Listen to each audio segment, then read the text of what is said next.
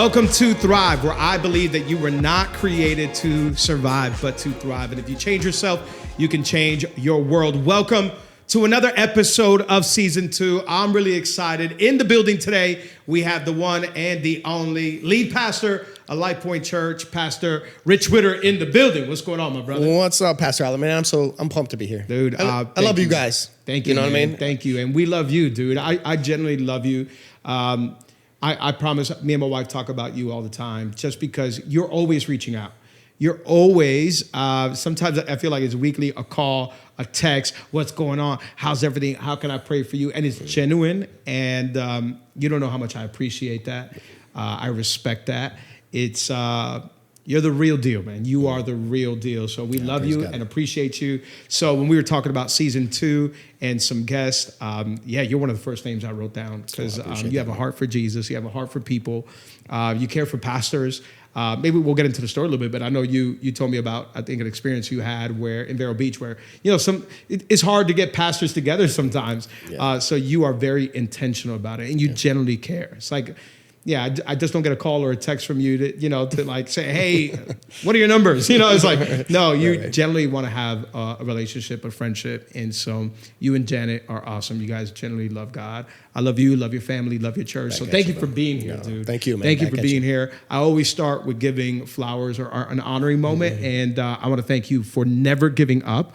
I want to acknowledge that you've been a true soldier. You do not care. You do not care who likes you, who doesn't like you. You do not care in a good way, as far as like, you're not a people pleaser and like, you're not going crazy over that kind of stuff. That's something I had to deal with so much. And I just see your confidence. I see how you generally love the city of Homestead, the city of Miami, how you really just stand for biblical principles. And that is rare these days. So I want to acknowledge that and thank you for all that you do, man. You're a real one. Well, praise God. You're too kind. You're too kind. Again, we love you guys and what you're doing. And, I love reaching out to people that it's not fake. You know what I mean? I learned long ago that God gave us these computers to operate with, right? I think they're better than computers. And so if somebody's face comes in my mind, I might not even know their name. I might have seen them come through the doors of our church one time. I love that. But then I'm praying for them. God knows their name and he cares. Absolutely. And so certainly my friends, like the Segats, I'm like, man, if you come in my mind, I'm calling. I'm texting, and I'm gonna do that. I don't know what you're going through, but God knows. Yeah. And if I can encourage or help to strengthen or lift the arms, I'm gonna do it every time. Well, you're the best, and you do it all the time, and so many times is how God works. It is at such a good moment, just a quick encouragement or whatever, and it's like, dude, I appreciate you. I appreciate you so much. So I just want to talk a little bit about your life. I love your story because your story, I think and this is how I love that it's so genuine, it's real, you really love God. Where you been? Obviously right now you pastor down in Homestead. You love our city. I love that we're in the city together, but let's talk about your story a little bit because you're not from Miami. Right. Tell us a little bit where you are from, born and raised. I know you've been a little bit everywhere. Yeah. Yeah, I've been a little bit, born in Cleveland, Tennessee. Wow. Right? My dad was a Bible school guy, so we're down there. And then we've been kind of all over the place with them. Kind of grew up in St. Louis, Missouri. Okay. So I got a little bit of hood in me. and Did you have the Band-Aid like Nelly? I'm from the Lou, and I'm proud, That's right. So, we have a blast there. And then we graduated from high school and went back to Tennessee to go to school, same school as my mom and dad. And then, I've been in China and we'll get into that later. So all over the place, really. So you grew up Christian home? Yes, absolutely. Yeah. My dad was a pastor my whole life. Oh, wow. Preaching the day I was born. No way. Literally, he preached and then went to the hospital. My mom delivered me. Yeah. Wow. Which is probably not the wisest thing. Don't do that if you get any more. I think I did the same thing. Wait, no, Aria was born 2 days before. Wow. But that Sunday, it was a big Sunday for us. So Aria was in the hospital for, I think, 2 days. We were going home that Sunday. So I told Dan, I'll wake up early in the morning. I'll head to church. I'll do the services. And then right after, I'll come pick you guys up. So it worked out well. But it is a lot. It is crazy. It's a lot. Yeah. So your dad just...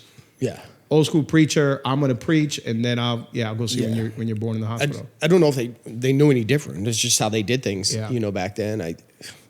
I don't know if I'm any smarter. I try to learn, right? Smart people make mistakes, and not so smart people make the same mistake over and over. Repeat the same things. Yeah, really smart people learn from other people's mistakes. Yes, absolutely. So we're trying. I think we're getting better. It's like, okay, I think I'm not going to do that. Right. But, that's okay. So your dad, was he the lead pastor of the church? Yes, he's more like a church planner, small church. So you grew up there? Yes. Wow, how was that experience? Not awesome. PK. Yeah, not awesome. What are some things that were not awesome man, about it?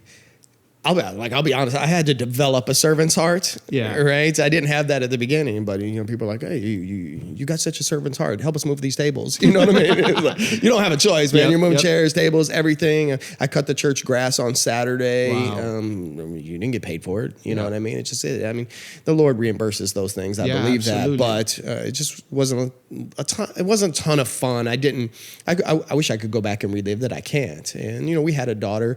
And she's away at college now, and I think we tried to do things different, but I saw some of those same type of pressures, try to relive those. I don't want to call it church hurt or church trauma. The church was good to us. It was good to our family, right? And I'm so thankful for all of that and how I grew up. So I love it. I'm thrilled, that I was raised in a pastor's home. I got to share with my dad last week on Father's Day. I brought him down. No way. Yeah, he's retired from vocational ministry. Yeah. He's still a pastor. He's my pastor. That's the best thing. I mean, I say the same thing. My dad was an associate pastor always. They were never full time, but always helping out around the church, associate pastor, all that. And so I say that's not only my dad, that's my pastor. That's my first pastor. Yeah. And that's a massive blessing that we have. Right. I kind of like that same feeling. If I can go back, just to appreciate my mom and my dad a little bit more. Because when you're young, you don't want to hear it. You don't want to be around. It's like, I don't want to be around church all this time. Right. But it's like, now looking back, it's like, we're blessed. Yeah. We were blessed. Tell me a little bit about that really quick. I think this is a good conversation because you have a daughter now. She's in college, but she was raised basically, you and Janet, being pastors. What different things did you do that helped you maybe parent better?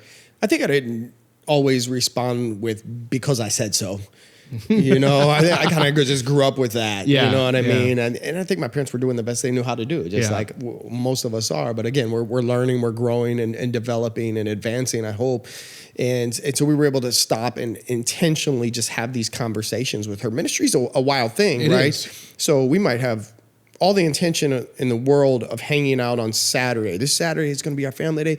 We're going to go to the beach. It's going to be great. And then on Monday, we get a call, somebody's passed away, and we want to have a memorial service inevitably on Saturday, right? And absolutely. So what do I tell my daughter then? It's like, I can tell these people I'm not going to do. That's part of the ministry. So then I have to be very intentional about sitting down with her, on Monday evening when I found out, hey, this is going to be the date. And I said, guess what? Saturday's off the books. We got to scratch that one. But guess what? You know what?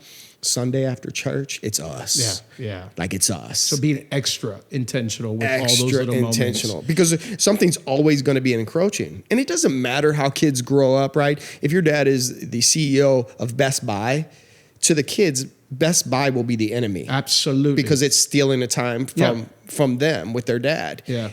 It's just we work in the church. Yeah. And if we're not careful, our kids will be, the church is the enemy. That's and right. It's not. And so we have to be very intentional about setting up those expectations because those are just guardrails for people and for kids as well. That's so good. Me and Dad, we're trying to do that right now. As you know, we had Aria a year and a half ago. We had Aria. She had Aria a year and a half ago. Women hear that kind of talk. They're like, you didn't do anything. You had nothing. It's like, no, labor was a long time and she did. She's a champion.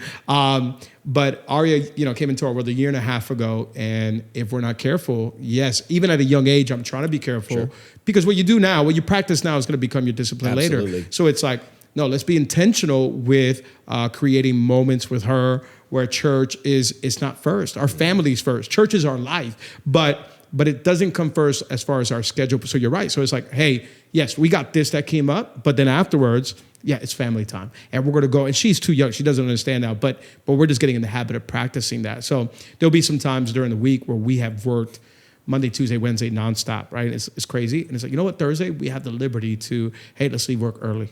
and let's just go to the park with her. Let's go Absolutely. hang with her. So You we'll have leave to. at 2, 3 p.m. and have just the best afternoon and evening and all of that. But yeah, and I agree with you. It's not just church. Ministry is different in a sense because we have so much stuff that happens 24/7, but it could be anything. If you're a CEO listening to this, if you are the leader of a small company, or whether you're an employee, but a lot has been handed to you, yeah, always make sure to put family first. Absolutely.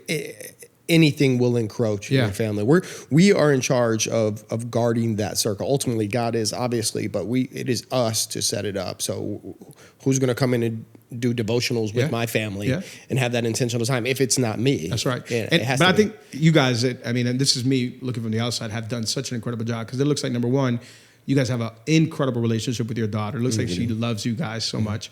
And it looks like she loves God and the church. She does. And that's a massive win.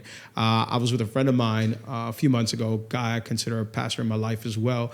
And all 3 of his kids love God, love them. And I'm like, that's the goal.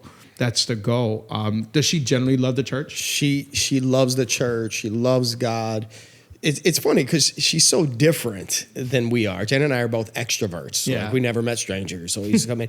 But we thrust her into that since Yeah. she was a baby. She Wow. never had a choice. It was just go up there, coming into Christmas. Oh, you're 4 years old. You're going to memorize Luke chapter 2 and go to the church. It's like you don't get a choice, and then you're going to become our number 1 greeter at 8. It's like it's not fair. But again, it's fair, and it's actually a gift. A gift, 100%. So in her naturally introverted self, she has learned how to navigate just people. And I think raising your kids in church is forget the spiritual side of things for a second if we can. The practical side is she can connect with anybody. Yes. The oldest person in our church, she can connect with. Yeah. She can connect with the babies. Yes. And everybody in between. We have shown her and thrust her into this place, but she picked up interpersonal skill along the way. That's so good. And so we're sending her, pastor's kids.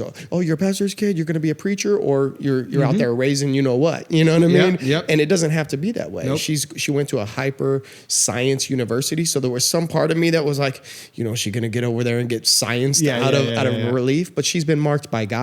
And so she stepped into that and found God gave her a great group of Christ following people that she hangs out with. She hosts at her church in St. Louis. She's part of the community. And it's just, that's the win. That is the win. Like we let her 100%. go. And she's adulting with Jesus. Yeah, she loves the Lord.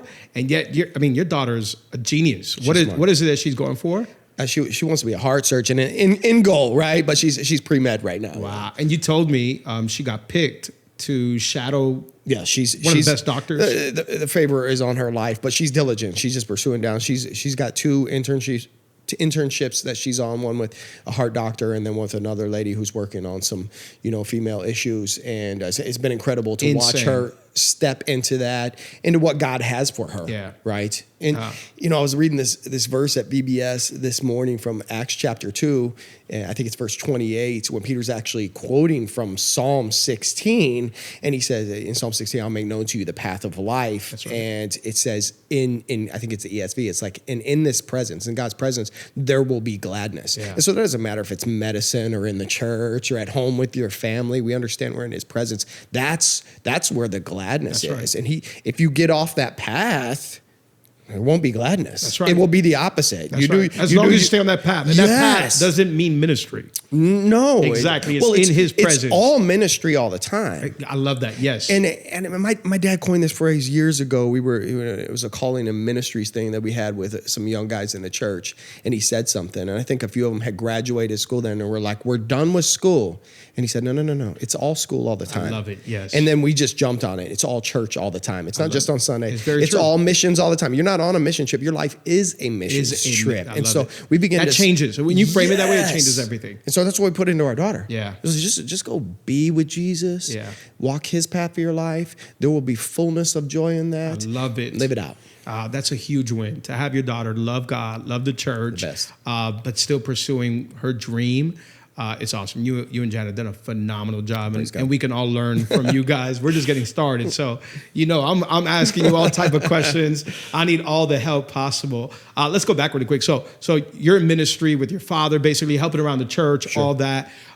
Did you feel called to ministry? What was your experience like, yeah, I think I want to be a preacher like my father? Or what, did you hate it at times? What, like, I don't want nothing to do. Right. I'm also going to go do something else. What was your experience? Well, God spoke to me, however, everybody's level of faith is in this place. I believe that he was leading me or speaking to me in that moment. And then we have these choices, right? But I can very clearly remember at like 12 years old, believing that God was calling me into this 12 years old spot. Yes. Love I was it. in the basement by myself. It wasn't in a church service. It wasn't at the altar. It was just me and God. And then I immediately, honestly, just began to resist that. I didn't want to do that. Yeah. I had my own. I was raised in St. Louis, right? So I was cutting grass, raking leaves. I was doing everything to have money. My dad was a church planner. He didn't have any money. So if I wanted the Jordans, who was going to buy the Jordans? I was. Do it yourself. So I was just doing everything I could out there to just get some money and get a bike and ride around and do all of that. And so I don't want to go into ministry. You know what I do? I want to go into business, man. I don't want to have money, and I don't want to drive a big fat BMW. But that calling is always there, right? Many are called, few are chosen, right? But that calling or chosenness to do something is always there. When God puts that on you, it's there. Now you might shelve it, and it might be a little dusty, but it's there. And you get to, at some point in time, you get to decide, am I going to pick that up? Yep. You can run and hide, but it's always there. It's always there. Yeah. And it was always there for me. So I had to eventually step into that. So, my first degree was business administration. Okay. Yep. And so all of that time and process, I always loved God. I was going to go to church and do all the things that I feel like I was supposed to do. But it wasn't until I accepted what he wanted me. It's the path that he had. You'll make known to me the path. Well, I've made it known to you. Yeah. I still had to walk it out. You got to make a choice. That was my choice. And so, eventually I did surrender to that. It's led me all over the world, and it's amazing. Yeah, let's talk about that. I want to get into that because I love your story, and I love that part of your story because we're living in a world now where everybody wants to live on social media and, show the highlights. So when it comes to ministry, when it comes to like what we do pastoring in a city, it can look a certain way, but it's not what it seems on Instagram. Right. On Instagram, we put, the clips and the pictures and Sundays, and it looks awesome. But ministry, I would say, we were talking about this a little while ago. I would say what we do on Sunday on the platform is 10, 20%. What we show on Instagram is another 5, 10%. But, Monday through Saturday, there's so much going on. Apart from that, ministry doesn't have to be lead pastor or executive pastor or any of that or worship or all that. You became a missionary. Can you tell me a little bit? Like I'm talking about a real missionary. You went to China. I mean, tell me a little bit. I know a little bit about your story, but how did that happen and where'd you go? So after I graduated with my business degree, I was just trying to figure things out, and I just said, graduating from university with a business degree is interesting. So you start applying for jobs, and honestly, the only thing I felt qualified to do was to go back to school. It was like because I wasn't working anywhere really at that time, just some odd jobs. But hey, I've got a degree. Well, so does everybody else applying for this job. It doesn't mean anything. And so then we start to wrestling with that, and this calling still over there, that I believed was over my life, and how does this all come together? And I said, you know what, I ended up getting a job, and I said, I'm gonna take a week off from this job, and I'm gonna go volunteer at youth camp. I grew up going to youth camp. Yeah. So I thought I was done with youth camp, right? But I'm gonna go do it one more time. Exactly. I'm gonna go be a counselor to these little boys that don't want to take a shower, right? You guys getting, you gotta go to church, you gotta read your Bible, you stink, you've been playing ball all day, and then one night at the service.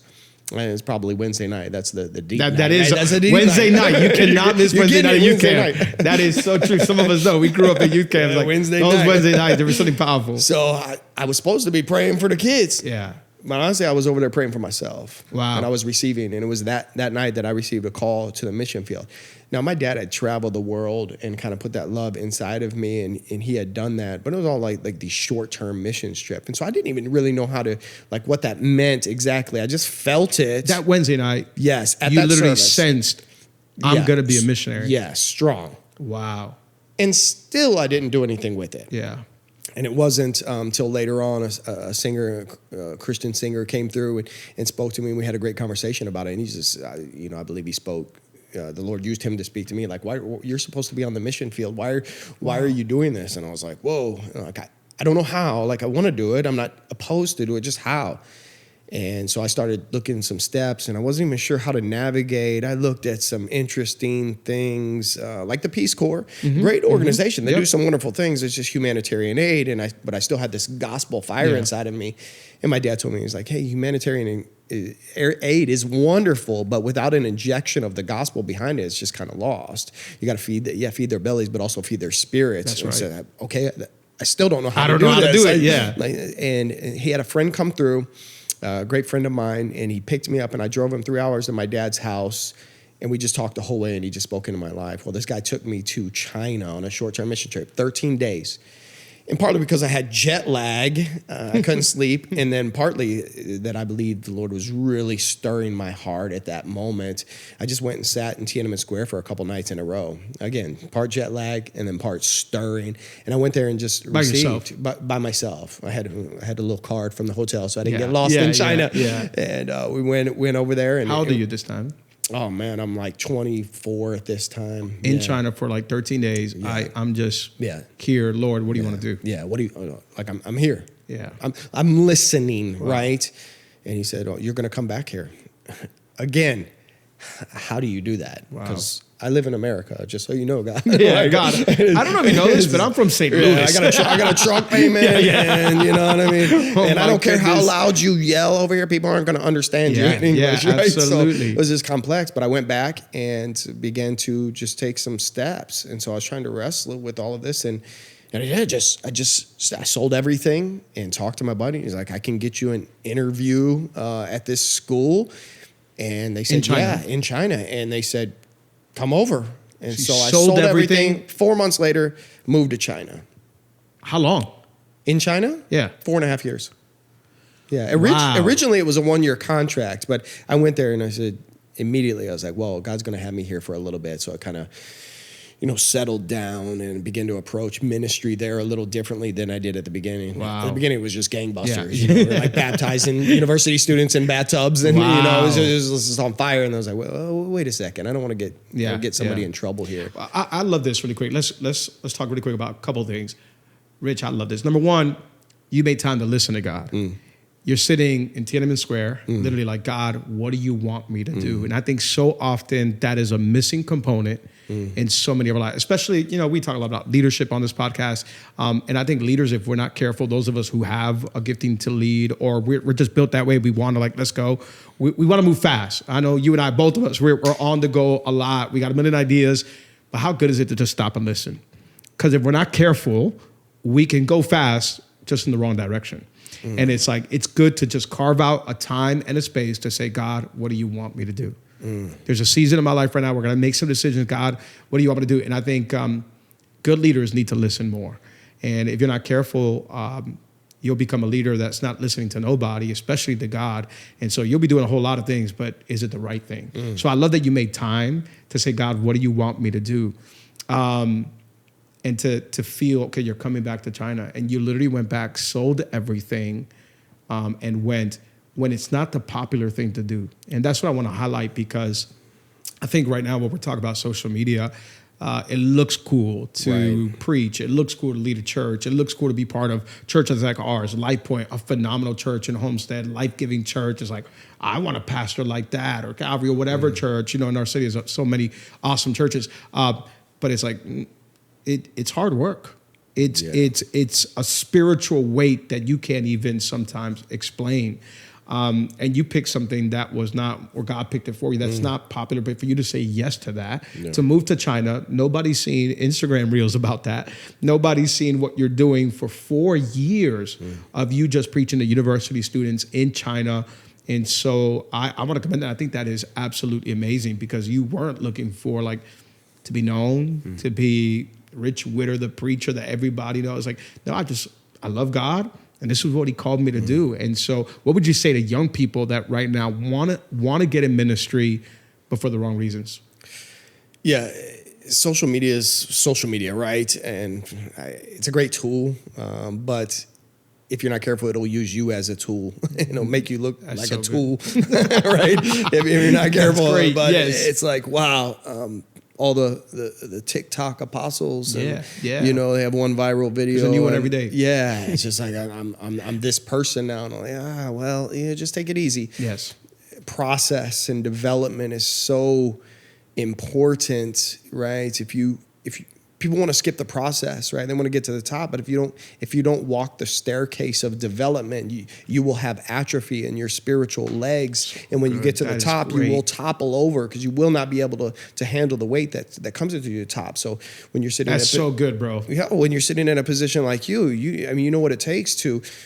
Everybody thinks they know until they get there, right? They just don't. And that's okay that they don't. They're not supposed to know, right? Yeah. But this is why we help them develop. And I needed people like that in my life. I needed, when I was fired up and ready to go, and I told my dad, it's like, why am I not preaching on Sunday? He's like, oh, you want to preach? And I said, yeah, I want to preach. And he said, go preach. Oh, you want to preach right here on Sunday morning. Wow. You don't really want to preach. That's right. I was like, I needed to hear that kind of truth. So I tell young people, well, one, keep yourself serving. I think, Ken Blanchard and a couple of guys I've heard say, bloom where you're planted first. Yeah. That's so big. And at the right time, God will take your plant that has bloomed and he'll take his spiritual spades and he'll dig into the dirt and you'll have just enough to be properly transplanted into the next position that he has for you. But you need to be there and you need to develop first. Be calm.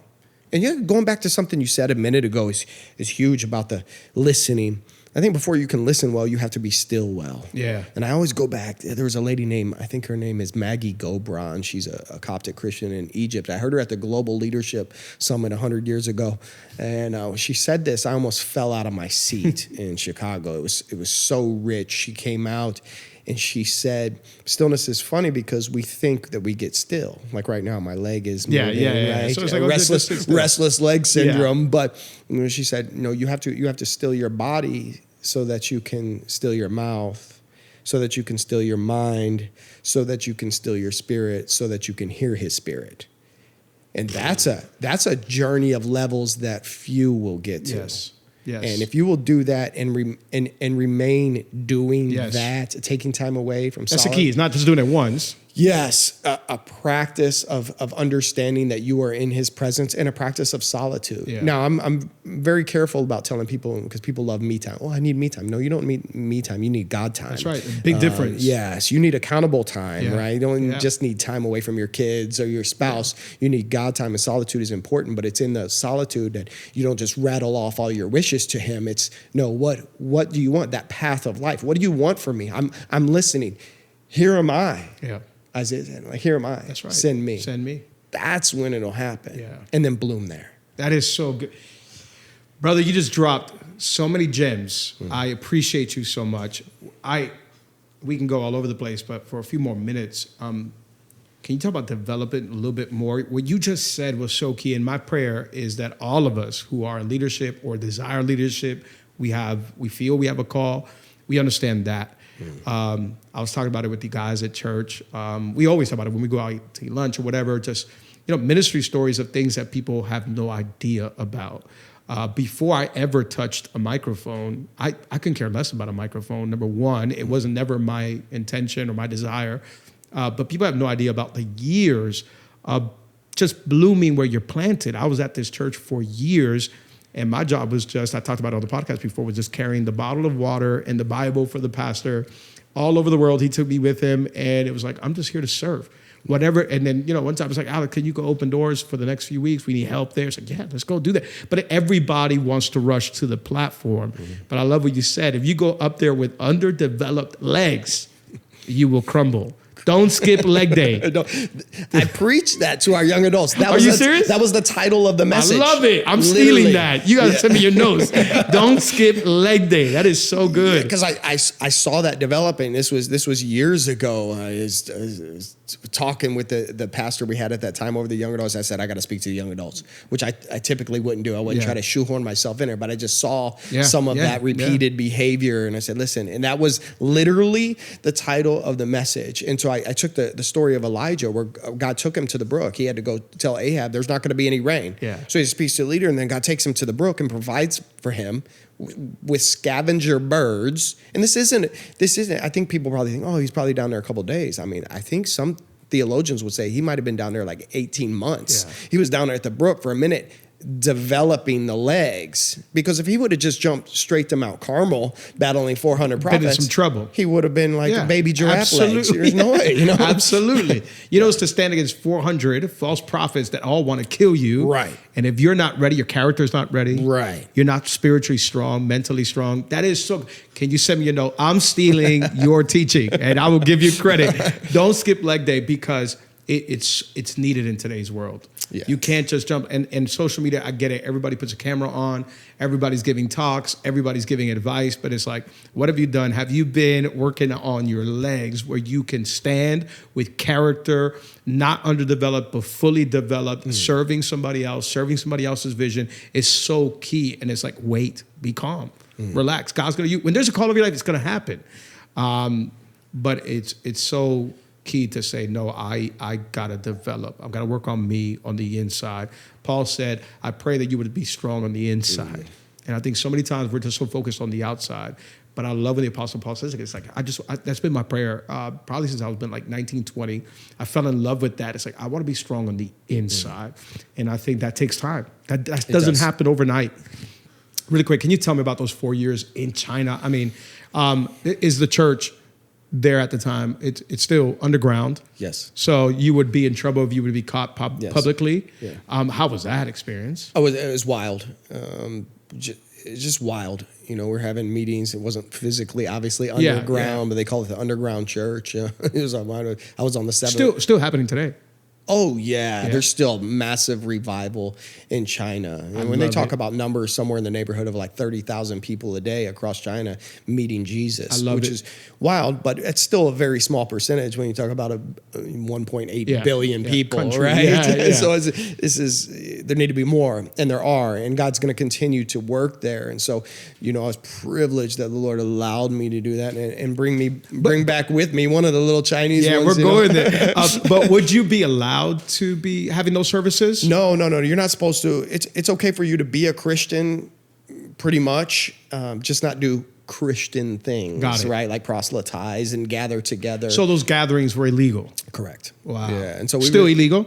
Still illegal. Yeah. Okay. And I think there's waves of persecution in China. Like they might come and they'll have more crackdowns than usual. And there'll be times I think it's a little less involved. Maybe they're focused as a government on something else, so it's not as intense.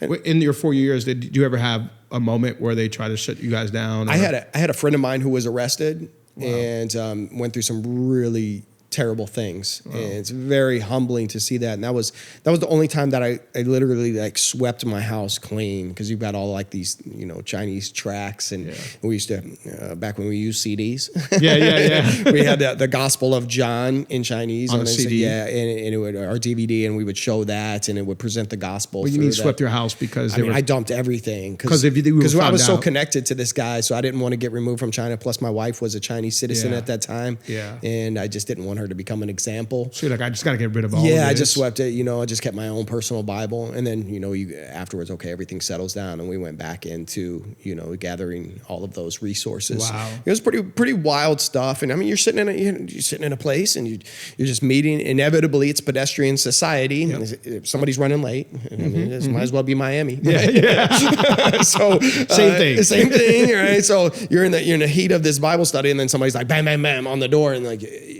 it's somebody's running late, but it's still that jumpiness. Might be CCP's coming, shut us down, taking people. Yeah, nerve-wracking. But, the Lord is faithful. He's always been faithful. He's not going to stop being faithful. That's right. And we saw just such wonderful things there over 4 years, and just we're able to establish so many small type groups that were going on. We called it scaffolding missions. You put the scaffolding up when you're working to develop something, but once it's developed, then you take the scaffolding down and go use the scaffolding somewhere else. I love it. Now, while you're there, obviously, you're there preaching the gospel. You're doing what God's called you to do. What you didn't know is that you were going to find your wife. Yeah. Tell us a little bit about that. How did you meet Janet? How did that happen? You're there preaching the gospel as a young 20-something-year-old. You sold everything, moved to China, baptizing university students, preaching the gospel, the underground movement, that whole thing. And how'd you meet your wife? you know, you had to have a means to be in the country, right? A means to it. And it was teaching English for me. And so I was there, and that literally was not what I was looking for. In fact, I was traveling so much every weekend, and we had off for a long weekend. I was on a bus somewhere traveling to a different part of China and just wow. By the way, this is without your friend. This is the time when you went for 4 years by yourself. Oh yeah, I was by myself. Grabbing buses, all that by yourself. Oh yeah, yeah. And figuring out, because you don't know the language. You're learning it as you're I'm there. learning it fast and furious, right? Which is the Lord really helped me with that. Wow. It's pretty incredible to watch that happen. Do you speak Chinese? I speak Chinese. Yes. Wow. Yeah. I can't read or write much, but my spoken is pretty good. Because you're not going to eat right if you can't speak it, brother. Wow. you better awesome. learn. You better learn. How would you say "Welcome to Thrive"? Huang Yin Guan Ling. Like, come on in to thrive. I like that. How do you say that? Huang Yin Guan Ling. Huang Yin Guan Ling. Huang Yin Guan Ling. Huang Yin Guan Ling. Come on in. You're welcome. Yeah. Wow. I love it. Yeah, that is awesome. You learned it. You got it. You're there. Had to. Yeah. And again, the Lord helped with that. But, you know, I was in there teaching English, and it was great. And they had you working. It was a conversational English. They all study English, but not very practical. So real conversational English. So it wasn't like, hi, how are you? I'm fine. How are you? You know, I was like, hey, what's up, everybody? You know, so had a bunch of, 1,000 Chinese students saying what's up to people. That is awesome. It was a blast. And I figured out they put me in a room, a little office with about 8, I would call them IEs, or like ants in China, tias, right? In Spanish, okay. Right? Yep. Like ants. And it was great. They took care of me, and they bring me fruit, and it was very motherly like. It was enjoyable, and I was trying to learn Chinese, and they were helpful. But as a young guy, I stumbled down the hall, and I realized, there's another office with about 8 20-something-year-old ladies in there helping out, and that environment was much more conducive for learning Chinese. You know what I mean? So I slid in there. I like that room over there. That room is better.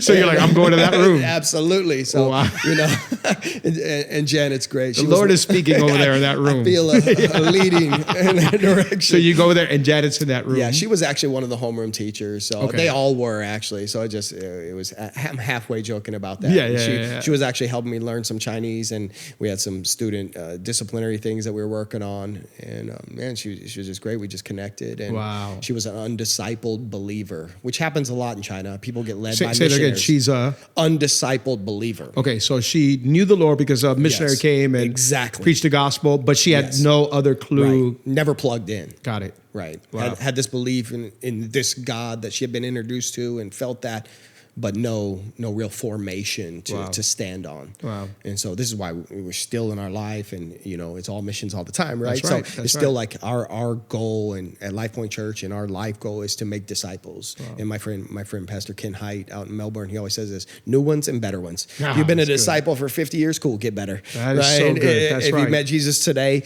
get better. You know what it's I mean? a lifelong process. Sanctification. For sure. It's a journey. So you meet Janet, you guys end up getting married there in China. And after 4 years, you decided to come back. Home. Yeah, we got married after a year. I came home, got all my paperwork together. We actually got married in China in front of a Chinese magistrate. And, Grace was a honeymoon baby. So like 11 months into our marriage, I'm looking at this little baby that I don't know. And I'm looking at my wife that I really don't know. Was she born in China? She was born in China. Wow. Yeah, it was a whole experience there. Wow, that is awesome. She's got a birth certificate. It's really cool. It says American citizen born abroad. Wow. Yeah, really cool. That is wild. Yeah. And then you decide, okay, we're moving back to the States. I thought we were coming back here to get credential with our denomination, really kind of just get a stamp on our ministry, a stamp of approval, and take a little bit. But you and her still had the idea in the heart, we're going to stay in China. I thought we were going to go back to China. I thought we were going to spend like a year or 2 years in that process and then go right back. And then people kind of were speaking some things over me, and I was feeling this leading like to the local church here. Wow. And it kind of went back all the way back to when I was in the basement, 100 years ago as a kid, and God said, "Hey, I'm gonna let you pastor a church one day." Wow. In a sizable church. And I'm like, I don't even know how to do that. Everything I had been around was like smaller scale, and so I was just like, what is that? And watching God bring that to fruition as I just step out. And every day, I think people want that beam of light down their path. I'll make known to you the path of life. Cool. Is that the whole path? Can I see the whole path? Because I'll avoid those pitfalls. Yeah. There's enough light for today. That's so good. Step today. Yep. And in that stepping process, you develop pace with God and you develop trust. And it's just, faith. Your faith muscle gets developed. That's Has to. That's why it's daily bread. It's not monthly bread. Yes. Otherwise, you wouldn't have no faith if you knew I got bread for the next 30 days. I'm good. You do have bread for 30 days, but right now we're going to take it a day at a time. There's daily bread. Absolutely. And so there's daily steps that you need to take. What is it going to look like 2 months from now, a year from now, 5 years from now? I don't know. I'm going to take that daily step today. And I love that. Your wife is absolutely phenomenal. And I would say she is reserved, but when she starts teaching, preaching, leading, you two are such a powerful couple. And I love how you guys do ministry together, how you guys lead. You end up pastoring. You end up becoming a pastor through your denomination, and they send you to a church. Was that the deal? Yeah, I went on staff. I was working with my dad in this process and kind of serving him, and I actually wanted to help him. I wanted to stay with him, but for whatever reason, we actually had some of this conversation last week. We went all the way back around and he said, maybe I should have hired you, maybe I shouldn't, but I didn't for fear of nepotism. Yeah. And he saw some of his other friends do it the opposite way, and he said, I'm not going to do that. And I said, okay, cool. But the great thing is, like, I wasn't looking for my dad's path. I was looking for God's path. So good. And so if he had said, no, I want to hire you at this church, I wouldn't be down here in Homestead, Florida. Yeah. And it was just like this. God has put us here. That's right. And he placed us. He knit our hearts with it. So imagine had somebody else, or I accepted my dad's path for my life. That's right. And it's beautiful to just walk it out and trust and develop that faith muscle that you're talking about every single day. Still developing it. Yeah. I still feel like it's small. thing. You know what I mean? I'm trying. It's an everyday thing. Yeah, we're in the gym working out every day. That faith muscle, we need it, man. So you end up through after several years and several transitions, you end up down in Homestead. Yeah. How was that? Everything's preparation. I like to equate it to a tool belt. When you're an apprentice, you get your basic tools, right? But then, as you go through I didn't know I needed that tool. Okay, well, you can use mine today. The tradesman's going to tell you, but stop by Home Depot and get your tool for yourself tomorrow. Okay, now you got that in a tool belt. It was like Elijah, when he's at the brook and then he collects, with the widow and, gets the miracle there with her son. And it's development. He's getting all the tools to get to Mount Carmel. I don't know what I need at my Mount Carmel. Yeah, I don't know what I need at Homestead. So being in China and being in a hood in St. Louis and all of that is just, it developed me to become. I like to think that I'm a chameleon and that I can just fit in. It doesn't matter. And so when we came to Homestead, it was at first he was like, wow, you go into Sedano's, nobody's speaking English in there. Yeah. This is not China and this is not St. Louis. But you know what? I love chicharron, so give me one in a bag and I'll eat that whole thing. But you are a chameleon. I went with you one time. We went to go eat tacos. And to see you operate in Homestead is like, bro, you are so good. Let's go. It's your home now. It's your place. And I love it. And Homestead is a place that needs people like you and Janet, your ministry, your heart, your word. I'm so grateful for you. Grateful that you're in. I have a heart for Homestead. I love Homestead. And to anybody that talks to me, like, go see Rich Whitter. Go see Rich Whitter. You guys are absolutely crushing it. What's the experience been like the last few years in Homestead? It's been so good. It's been wild. We've all around the world have been through the last few years with whatever circumstances. Just so rich. Yeah. It never gets old when people just come and I like everybody. I want everybody to come. Yeah. But when people come and they have zero church background and they've got the most rugged story of all. Yeah. I'm like, what a privilege. God, you let me be the first one to pastor them. And I take that so heavy, and I know you guys do too. It's just with that, it's like you sent them to us to love and to develop, and we're seeing that. We're seeing, the ex-gangbangers and, the ex-traffickers of this, that, and the other thing, come and pour out their lives now for Jesus. And they're like Paul. Paul had so much passion, He didn't lose his passion. It just got redirected. That's right. So you have these guys who have these skills, like they had the business skills in the world, and now they're using the business skills for the Lord and developing like legitimate businesses. And that's happening. And I'm just so blown away that God has picked us to live in Homestead. Yeah, I mean, you got the byproduct of like mango season and things like that, but there's some pluses there. Yeah, there's nothing like people meeting Jesus, and that's right. I'm just thrilled, man. It just blesses my heart every time I think about it, and I love our church. I love what you guys do, and I love Miami. Yeah, and I'm a missionary at heart, and it's all missions all the time. We said that a couple times. God brought the world to South Florida. That's right. And I'm just like, wow, we get to do it. Yeah. And it is an honor and a privilege. Yes. And I think that's a good place to land the plane for this part one. We're going to do this several times. You're awesome. I appreciate you. Again, talk about leadership. At Thrive, we try to focus a lot on life, faith, leadership, but never take for granted what we do, right? And I love your heart. You never, every time I talk to you on the phone, you're just blown away at what God is doing. You're blown away that we get to be a part of it. And I love that. That's the same way I feel. We're like humbled that God would use people like us. And it's something that I appreciate about you. So I love you, man. I love that we're in this city together. Yes. And let's literally continue to expand God's kingdom together. I love you. I appreciate you and Janet, all of Life Pointe Church.